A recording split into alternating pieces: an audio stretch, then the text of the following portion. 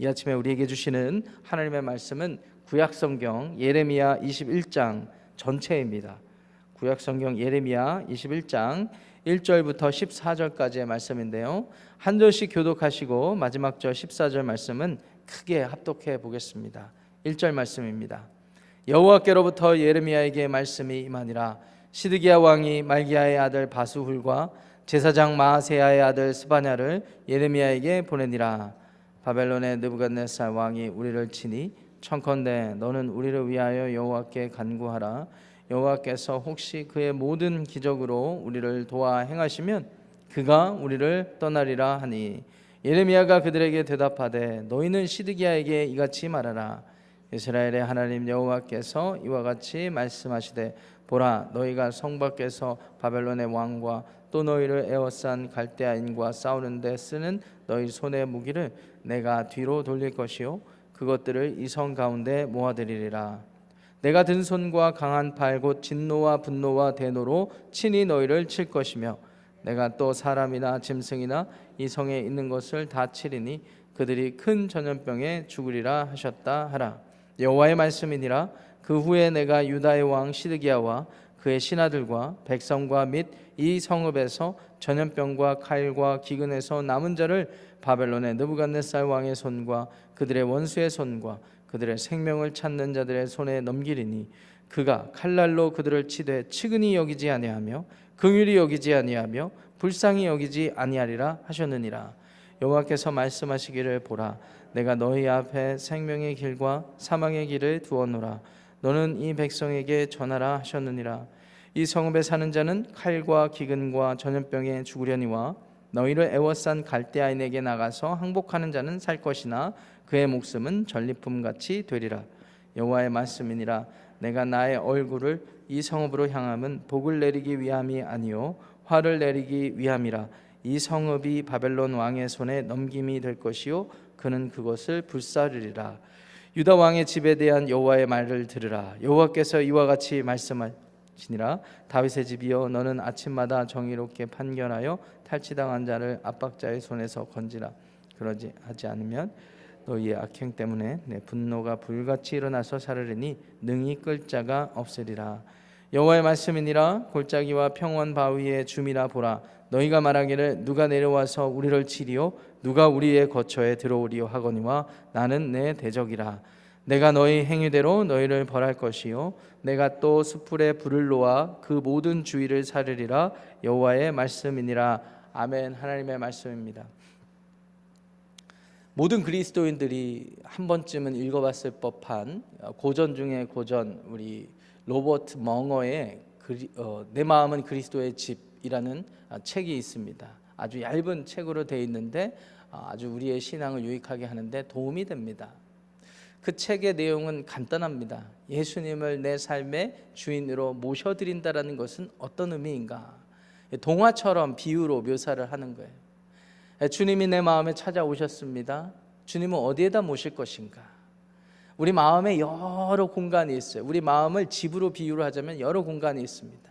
첫 번째, 서재로 모셔드립니다. 서재는 뭐 하는 곳이죠? 사색하고 책을 읽고 내 삶을 정리하고 돌아보는 그런 공간이라고 할 수가 있잖아요. 그러니까 내 생각과 판단의 모든 중심에 예수님을 모셔드린다라는 것입니다. 배고플 때 어디로 가야 됩니까? 키친으로 모십니다. 키친은 무엇이 가득할까요? 내가 먹고 싶은 것들, 또 요리하고 싶은 모든 것들이 있습니다. 우리의 삶의 마음의 중심에 욕구들, 욕망들, 나의 정욕을 따라 사는 것이 아니라 내가 예수님을 모신다면 그 예수님이 중심이 되는 그런 집이 공간이 돼야 된다. 그것이 다일까요? 이제 거실로 모셔드립니다. 거실에서는 어떤 일들이 일어납니까? 카우치에 서로 앉아서 마주보면서 또는 커피를 마시면서 서로 깊이 있고 친밀한 대화를 나눕니다. 우리가 예수님을 마음의 구주로 모셨다라는 것은 매 순간순간마다 주님과 친밀한 교제를 이루어 간다라는 것을 의미합니다. 자, 이제 우리 마음의 오락실로 모시고 오락방으로 모시고 갑니다. 표현이 오락실 하니까 좀 이상한데요. 우리가 마음속에서부터 우리의 삶이 즐기고 싶어하는 그런 공간들이 집집마다 있잖아요. 마음이 편한 그런 공간, 그곳에서 내가 엔터테인먼트 할 수 있는 그런 공간, 그곳에 주님을 모셔드립니다. 주님과 함께 즐거워하는 그런 삶이 되어야 된다라는 것입니다. 침실로 모셔드렸습니다. 우리의 마음의 성욕, 또 다른 욕구들, 여러 가지 잡생각들 주님께 다 내어드린다라는 의미입니다. 거기까지 주님께서 함께 하셨는데 그 주님이 그 마음의 집의 주인에게 또 이렇게 묻는 거예요. 무슨 이 집에 자꾸 냄새가 나는 것 같아. 너와 함께 사는데 냄새가 난다. 알고 봤더니 문이 꽁꽁 자물쇠로 걸어 잠긴 이 벽장이 있는데 그 벽장을 한 번도 열지를 않는 거예요. 알고 봤더니 그 벽장 안에는 이 사람들이 비록 주님과 내가 이 집에 거하지만 주님께도 내어놓지 못하는 마음에 쌓여있는 원한, 그런 분노, 상처, 이런 것들을 내려놓지 못하는, 보여드리지 못하는 거예요. 누구나 그렇지 않습니까? 아무리 친한 친구가 와도 보여주고 싶지 않은 그런 모습은 문을 꽁꽁 걸어 잠그는 집에 한 공간이 있듯이 말입니다. 주님께서는 그 공간마저 열라고 말씀을 하십니다. 그리고 그 공간을 함께 정리를 하면서 내 마음이 주님과 함께 거하며 구원을 얻는 삶을 살게 되는 것입니다. 그렇습니다. 우리가 예수님을 믿고 구원을 받는다는 것은 단순히 우리가 예수님이 나를 위해서 십자가에 죽으셨기 때문에 이제 나는 예수님 믿으면 천국 가는 티켓을 딴 거야, 이런 사실에 그치는 것이 아닙니다. 그것은 결과입니다. 하나님께서 우리를 구원하신다고 할 때는 궁극적으로 어떤 사람으로 빚어가시기 원하는 것이 있었고, 그리고 그 끝에 하나님이 기대하시는 것이 있다라는 말입니다. 그 끝은 무엇입니까? 주님과 함께 동행하며 하나님의 사람으로 빚어가는 것. 그래서 우리가 성경 전체를 통해서 사람이 하나님 앞에 구원받는다고 할 때는 일시적인 순간, 일시적인 단면을 말씀하지 않습니다. 예수님을 영접한 것은 시작점일 뿐이고 우리가 지속적으로 성화의 과정을 거쳐서 종국에는 영화롭게 되는 그 순간을 기대하며 살아가는 것 아니겠습니까? 그렇기 때문에 내가 예수님을 믿고 내 신앙생활을 한다고 할 때 목표점은 무엇입니까? 내가 부자가 되는 것, 잘 되는 것, 안 죽는 것, 이런 것이 아닙니다. 주님 오시는 것, 내가 영원한 하나님 나라에 거하는 것, 이런 것이 돼야죠. 근데 여전히 이 땅에서 우리는 육체의 소욕을 가지고 있기 때문에 그렇게 하나님께서 우리를 다듬어 가시고 주님께서 내 삶의 주인이 되신다고 할 때는 언제나 통증이 따라오게 되어 있습니다. 고통이 따르게 되어 있습니다. 하나님께서는 그 과정을 통해서라도 우리를 어떠한 지점으로 데려가기를 원하시는 거예요. 그래서 우리가 착각에서 깨어나야 됩니다. 목사님, 나는 예수님 믿으면 만사형통일 줄 알았는데 그런 게 아니었군요. 고통이 있고 고난이 있을 수도 있고, 또 내가 나를 쳐 죽여서 내 의지와 생각과 내 감정을 주님 앞에 복종하는 과정을 통해서 하나님의 사람으로 되어가는 것이 얼마나 어려운 일이 아닌지 모르겠습니다. 쉽지 않습니다. 때로는 훈련이 필요하고 그 고통의 과정을 견뎌야 하는 그런 일들이 있습니다. 오늘 본문을 이렇게 보시면은요, 이 상황이 이렇습니다. 오늘 21장부터 이제 23장까지 펼쳐지는 내용을 요약하면 이렇습니다. 이제 예레미야가 하나님의 사람으로서 이 이스라엘의 멸망과 심판과 저주를 선포해 왔잖아요.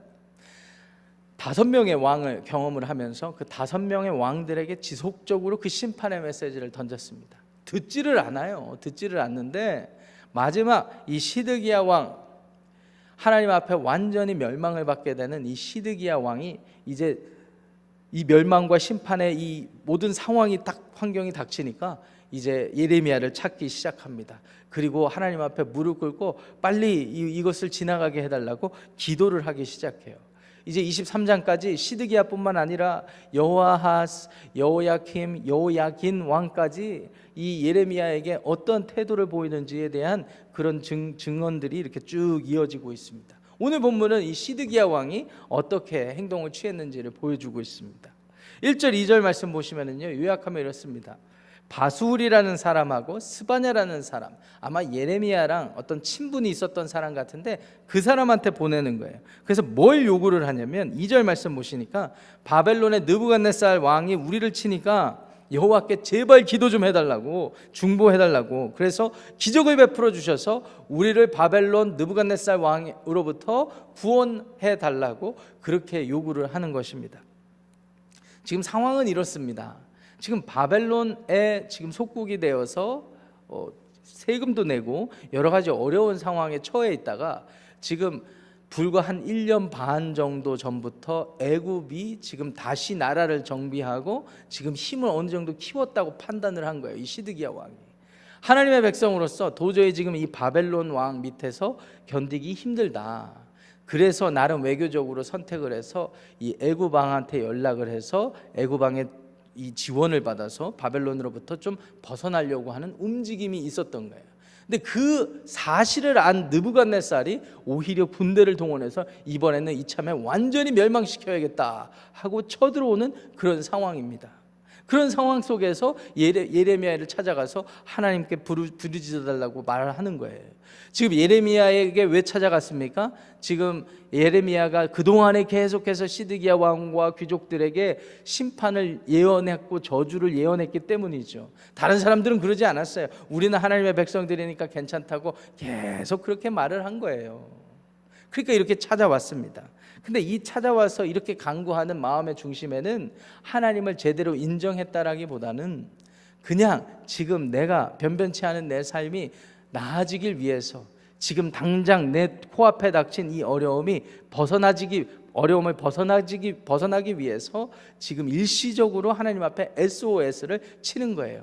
완전히 하나님을 하나님으로 인정하지 않은 채 말입니다. 그래서 하나님께서 예레미야를 통하여서 이렇게 말씀을 하십니다. 3절부터 6절 말씀 보시면은요, 아주 끔찍한 말씀을 하세요. 특별히 4절 말씀 보시니까 바벨론 왕과 갈대아인이 쳐들어와서 싸우는데 너희 손의 무기를 내가 뒤로 돌릴 것이요 그것들을 이 성 가운데 모아 드리리라.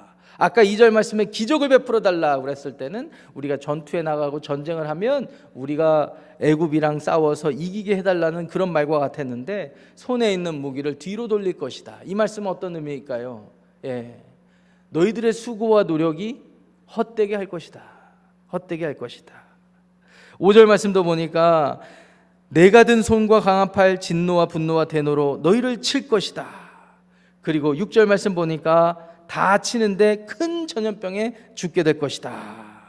그래서 7절 말씀에 이렇게 요약을 합니다. 전염병, 칼, 기근, 그래서 그들의 생명을 찾는 사람들에게 너희들의 모든 생명을 다 넘길 것이다. 거기에는 자비가 없다, 불쌍히 여김도 없다, 치근히 여김도 없다, 이런 말씀을 전해주고 있습니다. 지금 이 상황은 하나님의 작정하신 상황에 완전히 내가 멸망시켜버릴 거예요. 너희들을 완전히 죽일 것이다. 완전히 죽일 것이다. 그런데 너희들이 혹 살고 싶거든 어떤 말을 하는지 8절 말씀 중요하니까 한 목소리 읽어보겠습니다. 시작. 여호와께서 말씀하시기를 보라 내가 너희 앞에 생명의 길과 사망의 길을 두었노라 너는 이 백성에게 전하라 하셨느니라. 생명의 길, 사망의 길을 두었다. 이 말은 어떤 말입니까? 누가 들으면 생명의 길? 그러면 바벨론으로부터 우리가 완전히 해방되고 하나님이 우리를 자유케 하시고 우리는 하나님의 백성으로서 옛날 다윗의 시대처럼 잘 살게 하시는 그런 생명의 길인가? 아니요. 목숨을 부지할 수 있는 기회를 주겠다라는 말입니다. 어떻게 해야 목숨을 부지할 수 있어요? 9절 말씀에 보니까 항복하는 일밖에 없다라는 것입니다. 항복하는 것밖에 없어요. 하나님, 우리가 하나님의 백성인데 저 이방 나라 민족들한테 항복하라고 하시니 이게 무슨 말씀이십니까? 전능하신 하나님, 우리를 출애굽시켜서 하나님의 나라를 세워주셨으면 끝까지 책임져 주셔야지. 우리가 항복하면은 하나님의 이름이 어떻게 되겠습니까? 이런 마음을 가질 수 있잖아요. 근데 여기에는 하나님의 의도가 있어요. 10절 말씀 보니까 복을 내리기 위한 게 아니라 화를 내리기 위해서 그렇다. 화를 내리기 위해서 그렇다. 20절 말씀까지만 이렇게 묵상해 보면 하나님이 야 진짜 무서우실 때는 너무나 무서우시구나, 무자비하시구나 이런 생각을 하실 수가 있습니다. 그런데 11절 말씀부터 14절 말씀까지 하나님이 이 백성들을 어떻게 다루시는지를 소개를 하고 있습니다. 특별히 12절 말씀 보세요. 12절 말씀도 중요하니까 한 목소리로 읽겠습니다. 시작. 여호와께서 이와 같이 말씀하시니라. 다윗의 집이여, 너는 아침마다 정의롭게 판결하여 탈취당한 자를 압박자의 손에서 건지라. 그리하지 아니하면 너희의 악행 때문에 내 분노가 불같이 일어나서 사르리니 능히 끌 자가 없으리라. 이 말씀을 잘 이해해야 오늘 본문을 제대로 이해했다고 할 수가 있겠습니다. 다윗의 집은 무엇을 의미할까요? 다윗의 후손으로부터 영원히 이어지는 다윗의 왕조를 의미합니다. 이 왕조로부터 예수 그리스도께서 오시지 않았습니까? 아침마다 정의롭게 판결하여. 왕들의 역할은 사울 왕 때부터 아침마다 출근해서 백성들의 시시비비를 가려주고 그들이 공의롭게 살 수 있도록 통치하며 하나님의 길로 이렇게 인도하는 역할을 했던 거예요. 왕들이 아침마다 그 일을 했습니다. 그래서 혹 잘못된 일들이 벌어지고 있거나 개인의 삶에서도 잘못된 일이 있다면 속히 그것을 판단해줘서 압박자의 손에서 건지게도 하고 공의를 행하게 하는 것, 이게 이제 왕의 역할이라고 했습니다. 그런데 하나님께서 다윗의 집이, 다윗의 왕조가 빨리 이 일을 하기를 원하시는 거예요. 그렇지 않으면 이유가 하반절에 뭐라고 되어 있습니까? 그들의 악행, 너희의 악행, 이스라엘의 악행 때문에 하나님을 부정하고 떠나고 계속해서 이방 민족을 섬기고 하나님을 인정하지 않는 그 악행 때문에 하나님의 분노가 불같이 일어나서 사르리니 능히 끌 자가 없다. 영원히 파멸시키시고 영원히 저주를 끊지 아니하시겠다. 그러니까 누가 와야 된다고요? 다윗의 왕조가 이 일을 해내야 된다라는 말씀과 같습니다. 신약시대를 사는 우리들에게 이 일이 일어난 줄 믿으시기 바랍니다. 다윗의 왕조로 오신 예수 그리스도께서 이 일을 하신 거예요. 그렇다면 우리는 이 일이 일어난 시대를 사는 우리는, 그 예수님을 영접하여서 구원의 확신이 있다고 믿는 우리는 어떠한 태도로 살아가야 될까요? 13절 말씀 보시면은요, 하나님이 또 이런 뼈아픈 책망을 하시는데 우리가 또 눈여겨봐야 됩니다. 여호와의 말씀이니라. 골짜기와 평원 바위의 주민아 보라, 너희가 말하기를 누가 내려와서 우리를 치리요, 누가 우리의 거처에 들어오리요 하거니와 나는 네 대적이라. 누가 하나님의 자녀인 우리를 칠 수 있겠는가? 우리를 저주하고 멸망시킬 수 있겠는가? 예루살렘 성, 이 시온 성에는 하나님이 함께 하시는데 누가 우리를 멸망시키실 수 있겠는가? 라고 말을 하는 겁니다. 그런데 그런 생각과 아니한 믿음으로, 그래서 이방민족을 선택하고 하나님은 그냥 허울 뿐인 삶, 그런 삶은 결국은 하나님이 친히 들어오셔서 심판하실 수밖에 없었던 것입니다. 누가 우리의 거처에 들어오리요, 누가 우리 집에 들어오리요, 감히 내가 사는 이 공간에 누가 들어와서, 내가 하나님을 믿는 사람인데 누가 나를 좌지우지하리요. 이런 믿음, 겉으로 듣기에는 하나님을 믿는 참된 믿음 같지만 하나님과 인격적인 관계에서 보면 하나님은 인정하지도 않으면서 겉으로만 하나님의 백성인 척하는 이런 위선적인 모습들, 하나님께서 역겨워하시면서 완전히 뒤집어 엎으신다라는 것입니다. 누구를 통해서? 다윗의 집을 통하여서, 예수 그리스도를 통하여서 완전히 뒤집어 엎으신다라는 겁니다. 사랑하는 지구촌교회 성도 여러분, 예수님을 믿는다라는 것은 우리의 삶이 완전히 뒤집어 엎어지는 것을 의미합니다. 예수님이 죽으신 십자가의 보혈의 은혜는 그냥 천국 티켓을 한 장 우리에게 주어지기 위한 것이 아니라는 사실을 기억하시기를 바랍니다. 우리가 예수님 믿기 전에 가졌던 부정한 생각과 판단 능력, 무능력한, 영적으로 무감각한 그런 상태, 그리고 그전에는, 예수님 믿기 전에는 내 감정에만 치우쳐져서 내가 미워하는 사람, 내가 좋아하는 사람 구분이 분명하고, 내가 미워하는 사람한테는 어떠한 분노도 그냥 쏟아놔도 그것이 정의가 되고, 좋아하는 사람한테는 편애를 하면서 그것이 하나님의 은혜인 것처럼 자랑을 하고, 그리고 내가 취사 선택해서 내가 하고 싶은 일만 하면서 하나님의 뜻을 위해 산다고 하는 이런 삶. 그런데 사실 예수님께서 우리 그 마음 가운데서 얼마나 탄식하시는지 모릅니다. 우리 예수님께서는 서재부터 키친, 그리고 우리 거실부터 오락실, 오락방, 그리고 벽장에 이르기까지, 침실에 이르기까지 우리의 모든 마음의 상태를 주님께 다 내어드리기를 원하시는 겁니다. 그래서 우리의 손과 발이 주님의 일꾼이 되기를 원하시는 겁니다. 세상 사람들이 우리를 볼 때는 바보 같다고 판단할지 모르겠지만 그렇게 우리는 빚어져가는 것입니다. 그게 구원받는 과정이 되는 것입니다. 목사님, 그러면 이런 삶이 어떤 상급이 기다리고 있습니까? 아파트 한 채, 엄청 큰 땅, 이런 거랑 비교가 안 되는 천국, 하나님의 나라, 하나님의 통치, 그와 같은 삶이 여러분들 앞에 기다리고 있다는 사실을 기억하시고, 오늘 하루 우리에게 주어진 하루의 일상 가운데 우리의 생각이, 우리의 감정이, 우리의 발걸음이 주님의 손과 발과 그런 모든 삶이 되어서 주님께 영광 돌리고 하나님의 통치하심을 받으며 친밀한 교제를 이루는 복된 삶이 되시기를 축원합니다. 기도하겠습니다. 하나님, 오늘 시드기야 왕이 예레미야를 급하게 찾아와서 요청했던 일, 그것이 믿음의 소리처럼 들렸지만 결국은 자기를 위한 구원의 요청이었던 것을 보게 됩니다. 하나님, 우리의 신앙생활이 그와 같지 않은지 점검해 보기를 원합니다. 우리가 우리를 위해서 신앙생활하는 것이 아니라, 우리가 우리를 위하여 하나님을 믿는 것이 아니라, 하나님이 우리를 구원하시기 위해서 나를 부르셨다는 사실을 기억하며 한 걸음 한 걸음 주님이 우리의 삶의 주인 되시는 복된 삶을 걸어가게 하여 주시옵소서. 여전히 부족합니다. 완전하지 않습니다. 완벽하지 않습니다. 그럼에도 불구하고 주님이 내 안에 내주하시면 내 마음의 집 안에 모든 공간들을 깨끗게 하시며 한 걸음 한 걸음 주님의 사람으로 빚어가시는 것을 소망하고 믿습니다. 오늘 우리에게 주어진 하루의 삶, 24시간 하루의 삶 주님께 의탁합니다.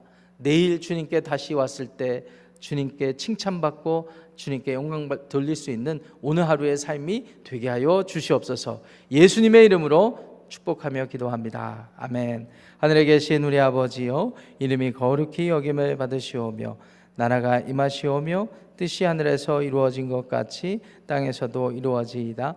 오늘 우리에게 일용할 양식을 주시옵고 우리가 우리에게 죄 지은 자를 사하여 준 것 같이 우리 죄를 사하여 주시옵고 우리를 시험에 들게 하지 마시옵고 다만 악에서 구하시옵소서. 나라와 권세와 영광이 아버지께 영원히 쌓옵나이다. 아멘. 특별한 광고를 한 가지 드리고 기도하겠습니다. 지난 팬데믹 시기 동안 저희가 좀 여러 가지 어려움이 있을 때 저희 새벽 예배 반주를 또 섬겨주셨던 우리 이정순 집사님께서 월화수 그동안에 이렇게 섬겨주셨는데, 그동안의 피아노 사역을 이제 그만 내려두셨습니다. 그래서 감사하는 마음을 좀 이 자리를 빌어서 표현을 하고 어려울 때 많은 힘이 되었다라는 그런 말씀을 드리고 싶습니다. 그리고 하나님께서 그 수고와 헌신을 통해서 이렇게 영광 받으셨을 줄 믿고요. 또 우리 정원희 집사님께서 꽤 정말 오랫동안 저희 새벽 예배를 섬겨주셨는데 한국에 방문하시고 여러 가지 사정이 있었지만 이제 컴백을 하셨습니다. 그래서 앞으로 월화수 이 시간 반주로 하나님께 영광을 돌리실 겁니다. 그래서 감사의 표현을 또 드리겠습니다. 또 목요일 날, 토요일 날 반주하시는 분들, 여러분들 새벽 예배 지키시는 여러분들도 대단하지만 반주하시는 분들도 얼마나 감사한지 모릅니다. 그 수고와 헌신에 서로 우리가 표현하는 그런 지구촌교회 되었으면 좋겠습니다. 각자 기도하고 돌아가겠습니다.